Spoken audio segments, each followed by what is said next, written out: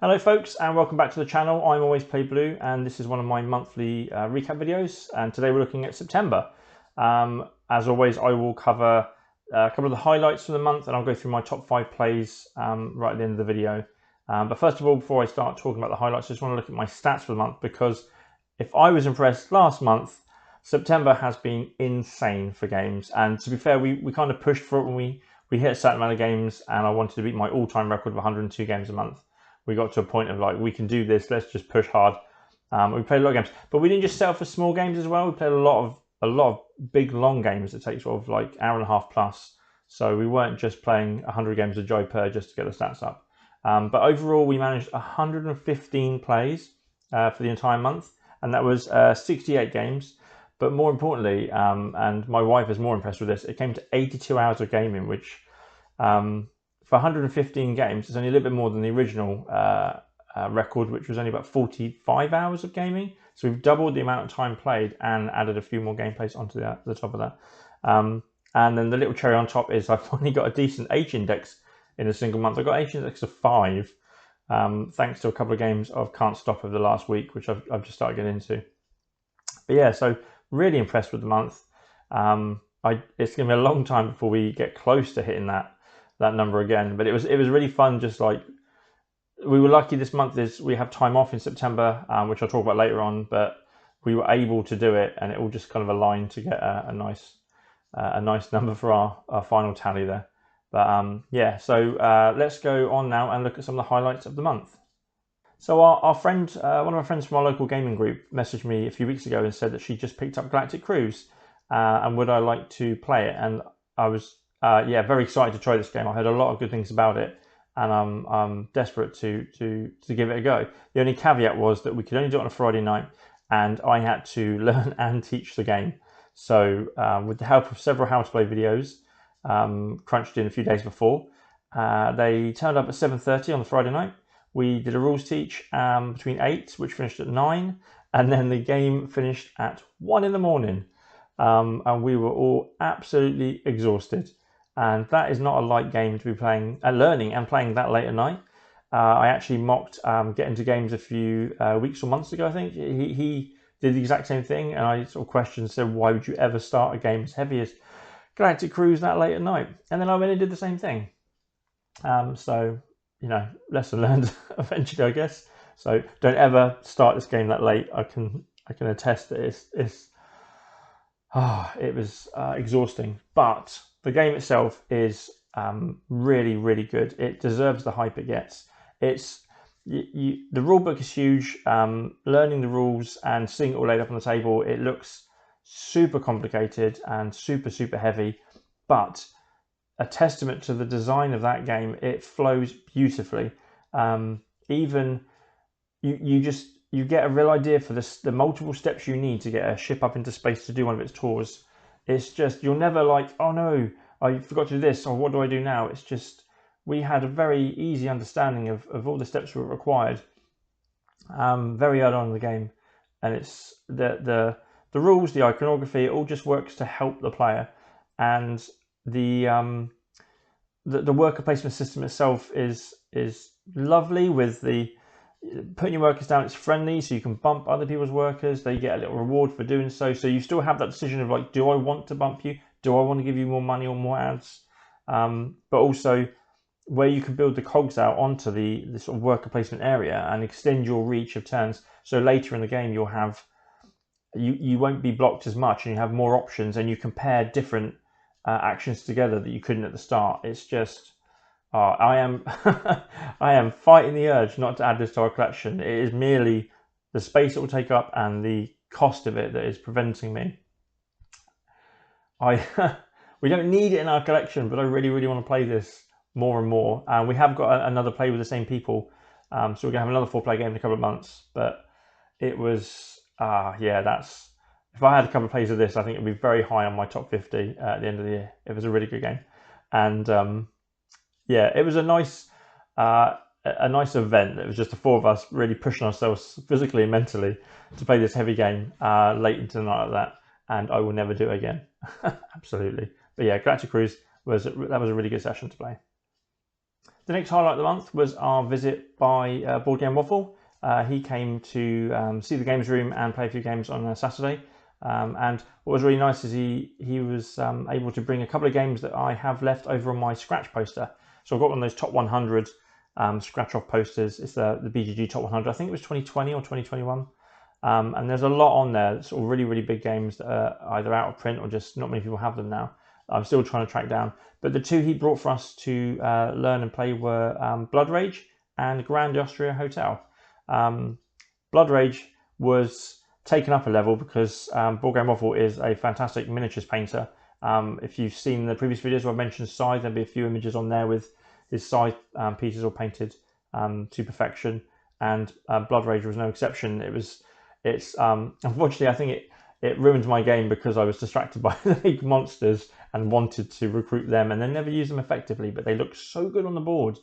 So I sacrificed my game to get some good photos taken, is how I justify my terrible performance in that game. But while I watched on Board Game Waffle and my wife went toe-to-toe, Viking to Viking, and just decimated each other, constantly filling up Valhalla as they went and scoring lots and lots of points for it.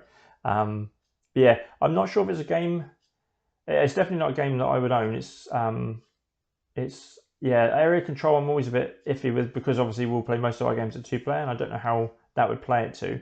But the experience of playing with a really nice version like that and just having a fun session of getting my butt kicked was it was a good play and I'm glad we did it.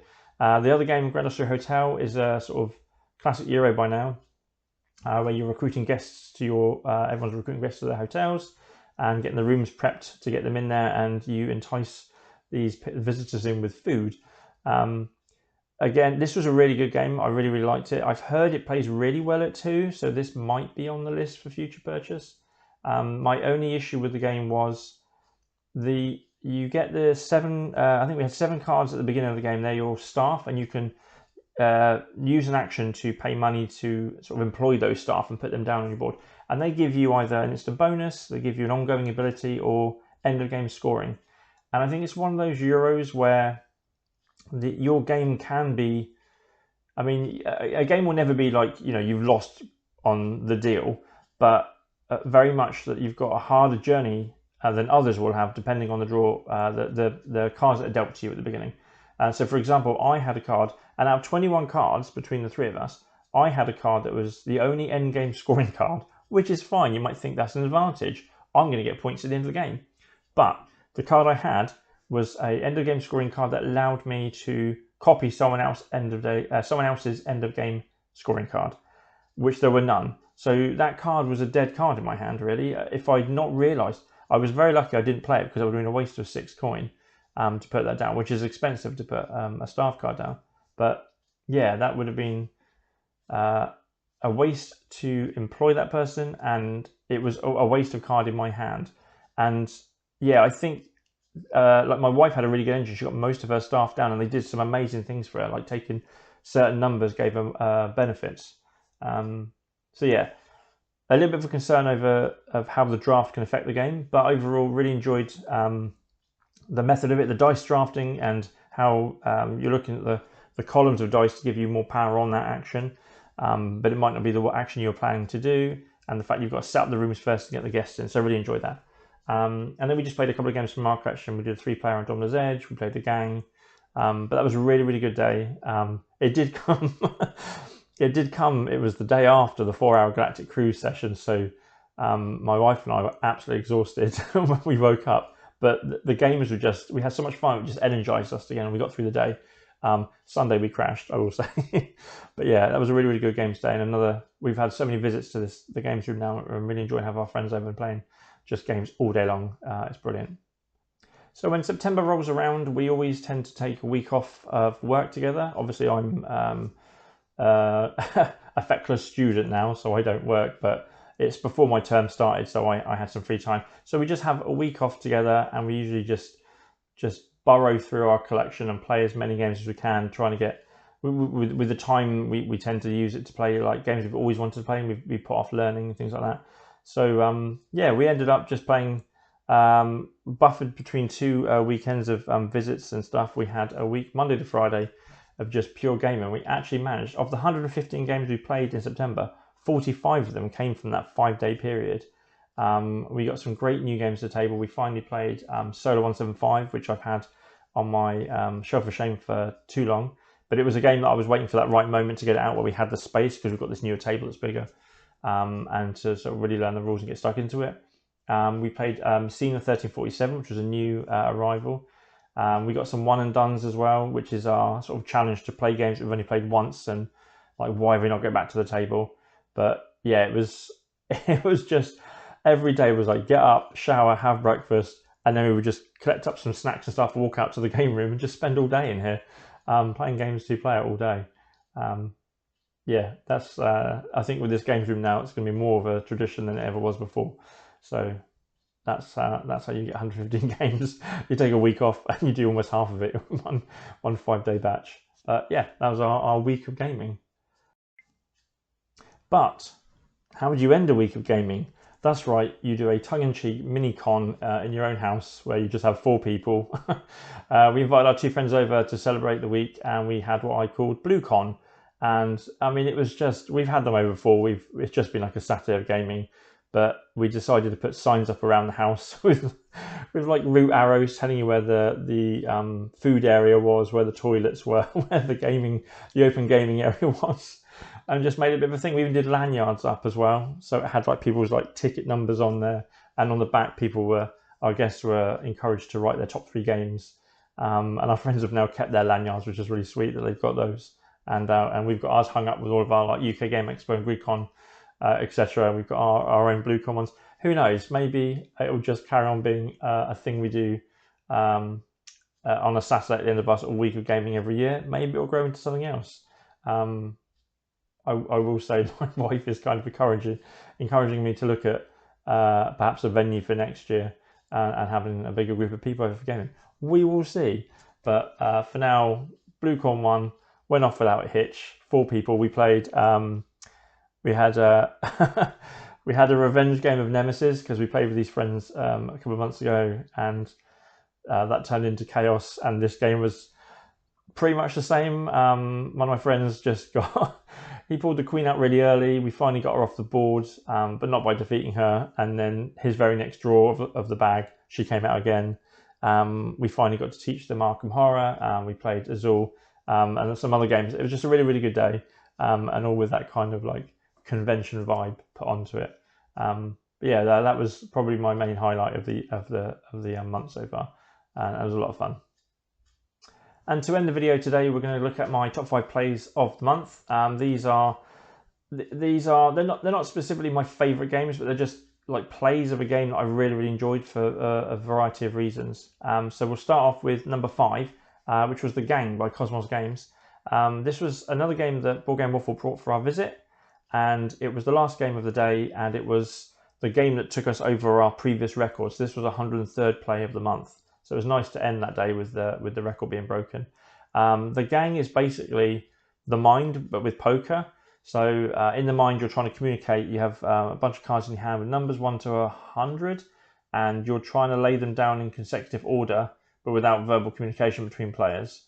So it's very much a sort of almost social deduction game of trying to work out why people are holding onto cards and not putting yours down too early, but not holding onto it too long because people think you've got high numbers.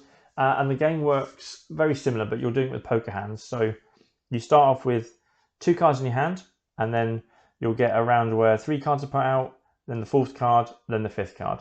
And at the end of all this, you're trying to determine you're trying to put down your card, reveal your cards in order from lowest sort of winning hand to highest winning hand. There's a really nice little cheat sheet with them all for people that don't play poker.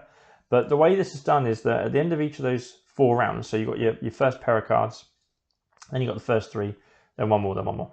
And there's poker chips on the table, and they have little stars on them marked from 1 to the number of player count.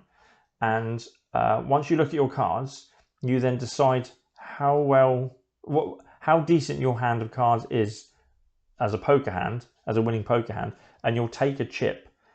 1 being, my hand's terrible, I should be the first one to reveal my hand, and 3 being like this is the winning hand if this was a poker game. and it's very good. And it's like the Mind, where it's not just like guessing, an order, but you're using social keys. So, for example, when people take those poker tokens, how aggressively do they take them? If they snap that bad boy up like a millisecond after seeing their cards, then it looks like they're pretty confident that they've got a really, really good hand. So maybe you shouldn't fight them for it. And that's what's interesting as well, is you don't just take the token first and it's yours. Someone can then reach across and say, no, I insist. My hand is much better than yours. And then you can take it back off them until you just one of you gives up, basically. Yeah, really, really enjoyed this game. We managed, it was our first play, we managed to win it 3-0. I think, like the Mind, the lower player counts make it easier because you haven't got as many people to consider and as many variables that can happen with all the hands poker. And I would love to try this at a bigger player count. But yeah, really, really enjoyed the game. And I'm desperate to play that again pretty soon. So that was number 5. Number 4 on my list is... so Andromeda's Edge is from Cardboard Alchemy, is one of my wife's favourite games, and up to date we've only played it at 2 players. We've played maybe 12, 13 times. She loves this game, and I think it's fantastic as well. It's great table presence, and but it turns out our new table is just big enough to have a 3-player game. So when Board Game Waffle was visiting, and we know he enjoys the game and knows how to play it, it was a really good opener game where we could just come in, sit down and just start playing a game. And just adding that one extra player, because it plays up to 5, but just adding that one extra player to our game, it crowded the play area. There was a lot more fighting, not just... Normally, my wife and I tend to just fight the enemy ships, but there was a lot more of us fighting each other from very early on as well. And but it was nice to just just get stuck in and have all these tokens go up the tracks, and really, really do like this game. But yeah, the 3-player game was just a lot of fun, a lot of banter, and it was also really, really super close at the end. It's so close that when the end game was triggered and we saw that Board Game Waffle had won the game by 4 points, we then realised I'd forgotten to count something, and that came to 4 points, and it took it down to the wire. And he won by the tiebreaker, which is the amount of sort of tech cards you have on your station, and he had one more card than me. He took that win by the slimmest of margins. It was people don't, you don't always enjoy losing, but when I lose by such a fine margin, it's so much more enjoyable for me than if you lose by 100 points. It is that sort of nail-biting tension of wait, there's a tiebreaker. Oh no, what is the tiebreaker? Counting things up. It was so good. And I even had a lot of fun in the middle of the game at one point where I just kept adding ships around around an area that I had a couple of ships in, and I would just pick a fight with either them, or the other players, or the enemy ships, and then bring all my other ships in, and then I would, on my next go after another bad guy, and then draw, and my fleet of attacking just got bigger and bigger, and I was smashing that. And I had a really good bonus with the pirates, where when I won a fight, I could pay a resource to get the commerce track as well. And now the commerce track is a track I never get up, so I always score miserably at the end of the game for resources, and I managed to get to the top of that track for the first time ever. So yeah, one of our favourite games and a great play of it. Number 3 on my list of my highlights this month was Arkham Horror, for 2 reasons. One, we finally got our first ever 4-player game. We taught our 2 friends who are big into Cthulhu mythos, we taught them how to play the game on the BlueCon day. So we started with the Night of the Zealot, and I planned to play the entire Night of the Zealot because there's only 3 scenarios, but the first scenario with 4 players takes a lot longer than it does with 2 players. And with new players as well. So we decided to stop on the first one, and we're going to return to the campaign on their next visit. But yeah, it was really good. It was nice to have that spread of characters, as opposed to always trying to play really optimally with a Seeker and a Guardian kind of key when you've got fighting to be done and clues to be searched for. It allowed me to play other roles while we sort of gave them key roles. Yeah, that was really good. And then we also finished the Forgotten Age campaign, just me and my wife, and really, really enjoyed how that turned out. The story is really, really good. I think it's quite regular on the top of a lot of people's lists of campaigns, and I can see why. After the short stop that was the Path of Carcosa, this was a lot meatier, and there was a few twists in the story and the plot as well that really, really caught us off guard. And it was nice that both of us weren't expecting those. We got to enjoy those as intended. But yeah, Arkham Horror, remains a favourite with ours, which is funny because the game looked like it was kind of like almost dead on arrival in our collection originally a couple of years ago. And now it's one of my favourites. And even I think yesterday my wife was like, I miss Arkham and I want to play it again. So we are going to move on to, I think, the Circle Undone for October, which is awesome. So yeah, that was number 3. Number 2 is another game that our first play was a bit of a letdown, and it's been gathering dust since. And we decided to try Undaunted Normandy again. And yeah, the first play that we just did the first scenario years ago, and it was kind of like, it was a bit of a dud. It just was over quickly and seemed a bit meh. And but the first play of this one was a lot more enjoyable for both of us, so we carried on and we ended up playing all 12 scenarios from the box in the month of September. I'm on the fence with it because I won one scenario out of 12 as the Germans, and that one scenario that I did win, it was my wife made a mistake. She moved one of her soldiers, her rifleman, 2 spaces. She used Inspire to move it, and she should have held off on one because it put her into a kill zone. She was hoping to reach the final objective and get the win, but she put her troops into a kill zone between my gunners, so I was able to take a rifleman out and do the pin. So yeah, I felt the game was there was a couple of scenarios. Some scenarios were really, really good. Like I'm not dissing on the game because I didn't win. There was some that we played for like an hour and it went down to, it could have been mine right up to the end, and either mistakes were made or my wife did a fantastic move. And I enjoy, again, I said earlier, I enjoy losing like that because the game was fun. It was tense, but there was a couple of scenarios where I'm like, I didn't feel like I had a chance for the entire scenario. The one with the radio mast, for example, yeah, like I couldn't get across to it quick enough because the cards didn't come as I needed them. The dice rolls didn't come as I needed them. And there's no mitigation to dice rolls. You fire, you shoot, that's fine. And again, I have no problem with that. There is the randomness to war, which I enjoy in games like this in Memoir 44. But she just sat on that radio mast and just powered up and was done. And I just felt like that was a waste of time setting up and playing it. And other scenarios were a bit like that as well. They felt very weighted to the US side, and I never felt like anything was really weighted to the Germans. That being said, we did find Stalingrad cheap online and ordered that. So we'll see how Stalingrad goes with its resettable campaign. We're just going to finish off playing the reinforcements. There's 4 scenarios for the Normandy set in reinforcements. So we're going to finish that and sort of use that to learn vehicles and stuff. And then we're going to move on to Stalingrad. But yeah, it was an interesting game, but it was fun playing through the entire 12 scenarios in just the space of a month and keeping it fresh. So yeah, that was number 2.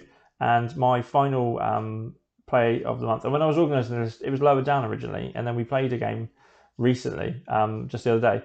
So there's a big box 4X co-op game called Uprising: Last Curse of the Emperor that is quickly becoming my new all-time favourite game. We'll see at the end of the year where it sits on that list, but we've played it once a month for the last 3 months. We've won, we've lost. The game we had this month was, it looked doomed to fail from the very start of the game. I was locked in, couldn't get any havens out, and so it looked like just weren't going to accomplish anything.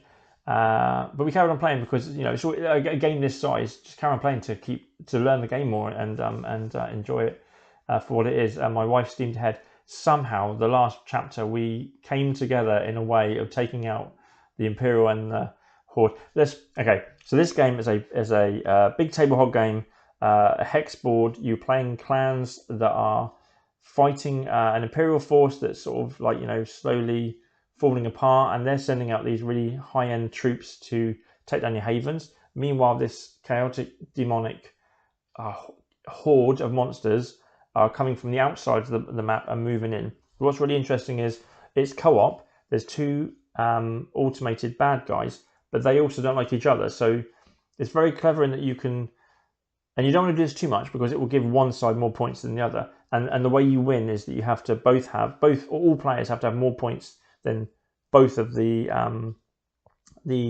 bad guys. So you can't just beat one of them, you've got to beat both of them. Everyone has to be above them. But you can kind of sometimes tactically play them off against each other if you don't want to deal with the problem, because the systems that run them are very smooth and very easy to understand. You can always predict what they're going to do. But other than that, it's just building up their armies, exploring the hex map, fighting bad guys with really nice dice and a very, very simple combat system, but it's still interesting. Running quest cards to get big rewards. And it's we play the full 4 chapters now. We always play long games. It can take like 3+ hours, but it's 3+ hours well spent. And it's sometimes you just get a game that you enjoy playing, but you can't stop thinking about when you're not playing. And every day I've woken up for the last month, I'm wanting to play this game. And it's running time. We actually, I regret to say it, but we had a planned day to play the Elder Scrolls game, because that normally takes a whole day to play.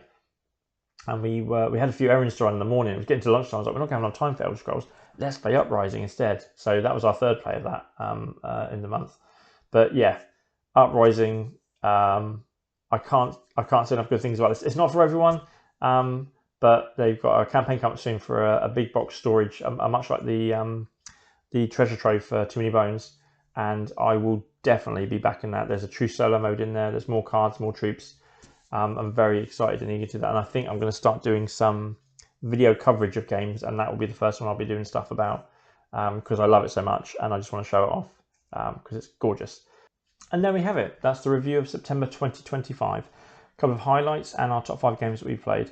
I hope you enjoyed the video. Thank you very much for watching. If you'd like to like the video and subscribe to the channel to keep up to date with future releases, you can find me on Instagram at alwaysplayblue, as well as over at the website alwaysplayblue.com, where I do weekly reviews and a monthly blog. And yeah, I will see you in the next video.